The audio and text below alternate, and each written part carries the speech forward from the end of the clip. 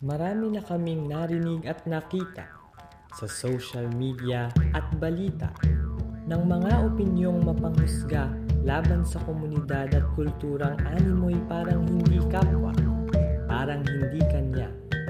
Paanong ang yaman ng mga taong ito ay tampulan ng sagupaan at diskriminasyon sa loob at labas ng rehiyon?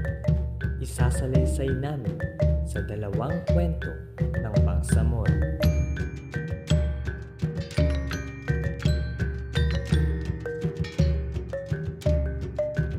Sa puso ng Mindanao, naroon ang Lanao del Sur. Sa unang tingin ay tahimik, ngunit sa ilalim ng bawat alon ng lawa ng Lanao, umaagos ang mga kwento ng pananampalataya, tradisyon at kasaysayan. Sa hilagang bahagi nito, matatagpuan ang Marawi City o kilala rin sa tawag na Islamic City of Marawi. Dito naninirahan ang mga Maranao na ang pangalan ay nangangahulugang mga tao ng lawa. Para sa kanila, ang tubig ay hindi lamang kabuhayan, kundi alaala ng mga pinagmulan.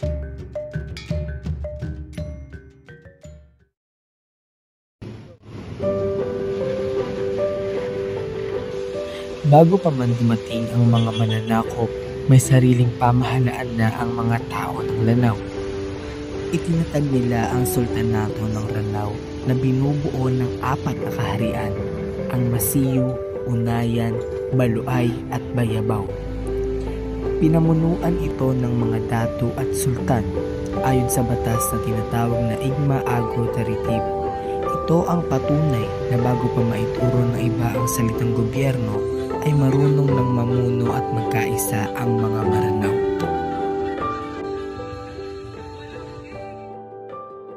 Makikita sa sining at kultura ng mga Maranao ang tibay ng kanilang pagkakakilanlan. Sa bawat ukit ng okiba sa kahoy, sa bawat lipad ng sabi manok, at sa bawat haplos ng makukulay na manok, naroon ang kasaysayan ng kanilang lahi. Sa tugtugin ng kulintang at sayaw ng singkil, muling nabubuhay ang mga alamat at aral ng nakaraan. Sa gitna ng lahat ng ito, nakatayo ang Torogan, ang tahanan ng mga dati. Simbolo ito ng karangyaan, karunungan at dangal ng kanilang lipi. Ang pananampalatayang Islam, ang sentro ng araw-araw na pamumuhay ng mga Maranao. Ang tawag ng dasal mula sa minarete ay paalala ng disiplina at pananalig. Para sa kanila, ang bawat pagsubok ay bahagi ng paniniwala na may dahilan ang lahat ng bagay. Hanggang ngayon, marami pa ring pamilya ang umaasang makabalik sa kanilang mga tahanan.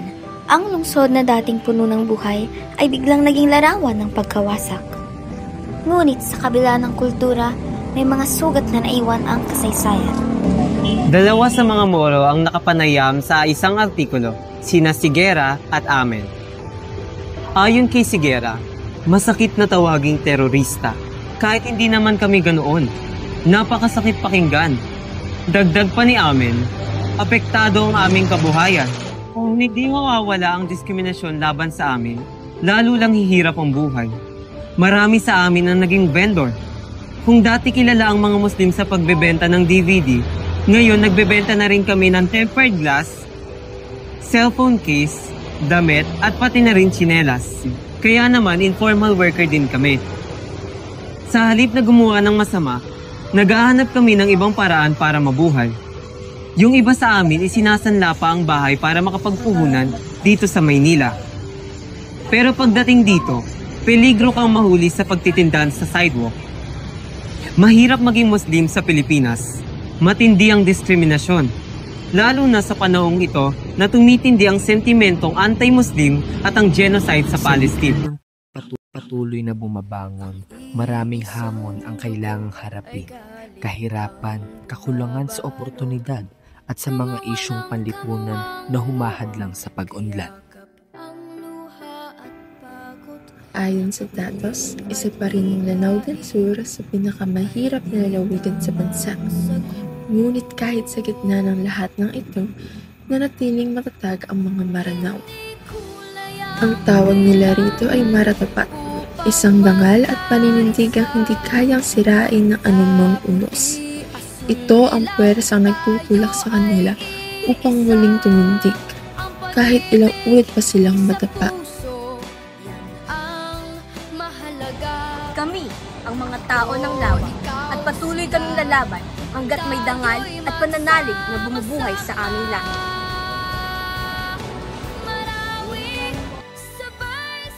Is ang Maguindanao. Pero, syempre, hindi naman tayo makakapala. Ang layo-layo. Kay ganda ng kanilang mga likhain, hindi ba? Ngunit, uso rin kaya sa kanila. Pala sa Maynila, meron ng political dinastiya. Sapagkat sa Maguindanao, Kung pamilya, likas sa ating mga Pilipino ang mahalagang papel ng pamilya sa ating mga buhay. Pero dito sa Maguindanao, medyo malala ang atake dahil kapag nagkakaroon ng away sa pagitan ng pamilya,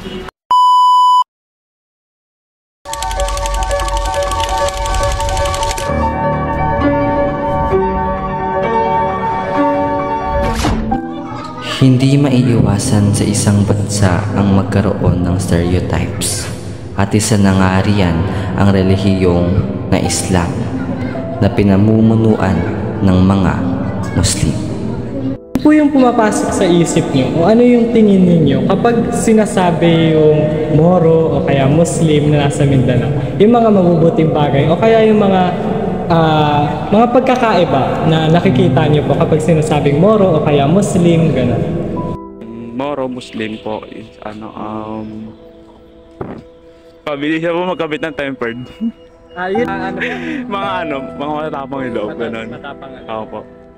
Tapos, ano po ba? Yung mga Muslim po, sila po yung mga taong hindi po mahilig kumain ng baboy. Iba po manamit kaysa po sa atin. Sila po rin minsan, may respeto rin po sila. May iba po yung ginagalang nila kaysa po sa ating mga ano. Yun lang po. Ngunit, sapat nga bang dito lamang natin sila nakikilala?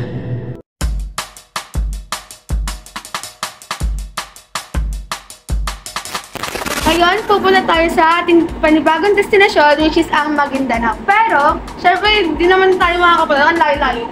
Kaya, tara, samahan niyo ako pumunta sa Baclaran.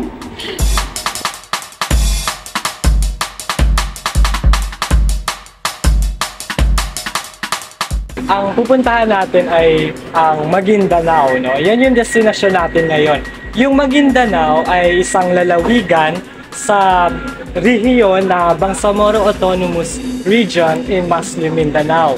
Binubuo yan ng mga kapatagan at ilog at ito ay sinasabing nasa puso at damdamin ng Mindanao.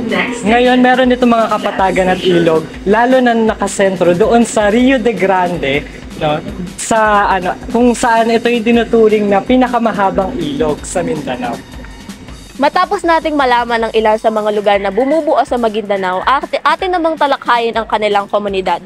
Ang ilan sa mga pangkat etniko na bumubuo rito ay Maguindanaon, Iranon at Teduray. Ang Maguindanaon ay nangangahulugang mga tao sa ilog sapagkat ang kanilang pamumuhay ay nakabatay sa ilog at kapatagan ng Rio de Grande sa Maguindanao. Noong ika-15 siglo, nakipagkalakalan daw ang Maguindanao sa Malay Estate. At dito na rin nalaman o ating napagtanto ang relihiyon na Islam noong 1460 sa pamamagitan ni Sharif Aulayi. Itinatag ni Sharif Muhammad ang sultatuan ng Maguindanao noong 1515 na sa kalaunan ay ipinalawak ni Sultan Muhammad de Patuan. Nakakalungkot mang isipin, ngunit ang pagkakilanlan sa rehiyong Islam ay hindi naging mapayapa. Sapagkat noong 1596 ay isinakop ito ng Kastila at ginawa rin itong base ng mga politiko-militar na distrito noong 1851 hanggang 1861, 10 taon. Nagpatuloy ang madudugong paglaban ng mga lokal na datos. Ngunit, hindi rito natatapos ang kapayapaang hinahangad ng bawat isa. Kabilang sa kultura ng mga Maguindanaoan ang pagpapakasal, isang mahalagang okasyon na may mahabang paghahanda. Ang kanilang inaul, isang makulay at hinabing tela na may halong ginto at pilak na hibla, ay simbolo ng kanilang sining at pagkakakilanlan. Kilala rin sila sa sayaw na singkil, na naglalarawan ng kwento ng isang prinsesa at sa kanilang pagluluto ng tutol. Isang matamis at malagkit na paboritong panghimagas sa rehiyon. Kay ganda ng kanilang mga likhain, hindi ba? Ngunit, uso rin kaya sa kanila ang tinatawag na buwaya? Halina't bigyan natin pansin ang kanilang pamahalaan at politika. Ang Maguindanao ay hinati noong Setyembre 2022 sa dalawang lalawigan, Maguindanao del Norte at Maguindanao del Sur, na may kabuuang 36 munisipalidad at 508 na barangay. Sa Maguindanao del Sur, kabilang sa mga opisyal sina Governor Ali Ligtimbang, Vice Governor Hisham Nando, at Representative Esmael Mangudadatu. Hindi na pala sa Maynila meron ng political dinastiya, sapagkat sa Maguindanao, uso rin to. Hindi lang uso, pagkat kasama rin ito sa kanilang kultura. Ang lipunang Maguindanaoan ay may malinaw na istrukturang panlipunan na nakabatay sa pamilya, relihiyon at katayuang panlipunan na nakaugat sa sultanate system bago dumating ang mga Espanyol. Ang sultan ang pinakamataas na pinuno sa politika at relihiyon, katuwang ang mga datu o lokal na pinuno at mga syarif o imam, pinunong espiritual. Kasunod nila ang mga maharlika o noble class, karaniwang mamamayan at oripunan na nangangahulugang mga tagapaglingkod.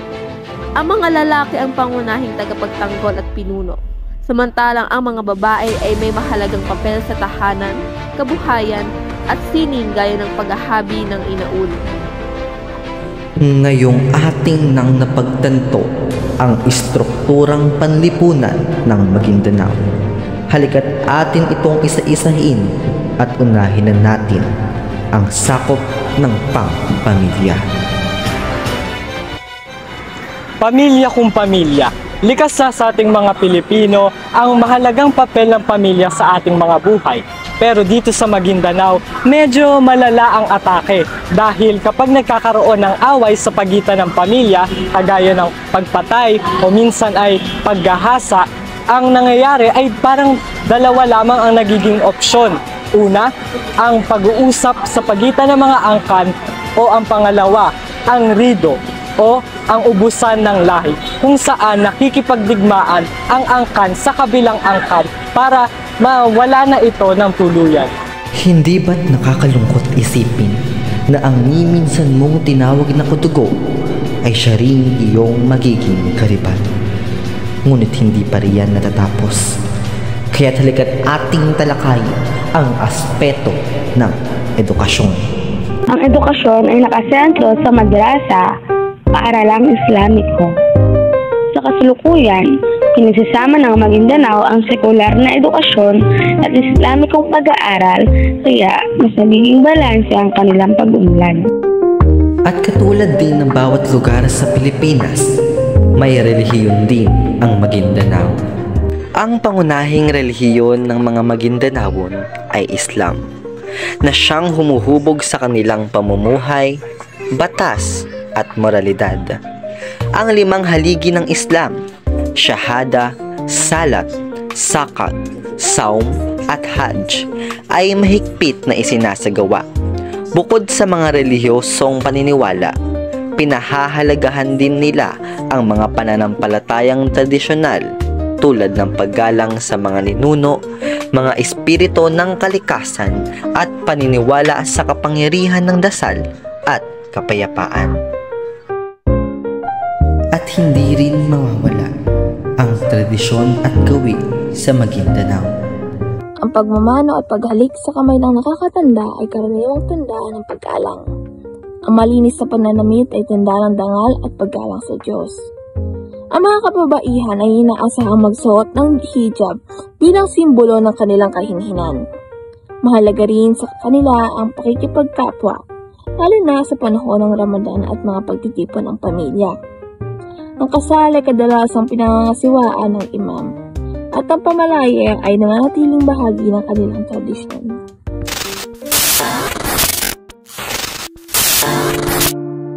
Ngunit kahit kailanman ay hindi mawawala ang isyong panlipunan. Nobyembre taong 2009, naganap ang isa sa gumimbal sa buhay, pamilya at politika sa Maguindanao. 58 buhay ang kinuha dahil sa away politika na rido uubusang lahi ang kinasangkapan sa pagitan ng pamilyang Ampatuan at Mangundadatu. Malalim pa rin ang mga sugat hanggang ngayon para sa mga Moro na tinanggap na ang bansag sa kanilang rehiyon bilang magulo. Ngunit hindi pa rin sumusuko. Kailan kaya nila maaatim ang kapayapaan? Ang sagot, kapag pinanagot ang mga taong nasa kapangyarihan sa panggigipit sa sibilyan at mamamahayag dahil lamang sa ambisyon.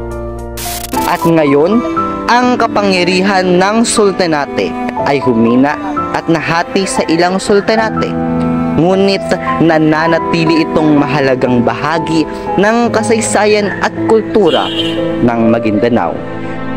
Sapagkat hindi dapat nating kinakalimutan ang kultura at tradisyon na kanilang taglay dahil sila rin ay isang Pilipinong nakikipaglaban para sa kanilang kabuhayan.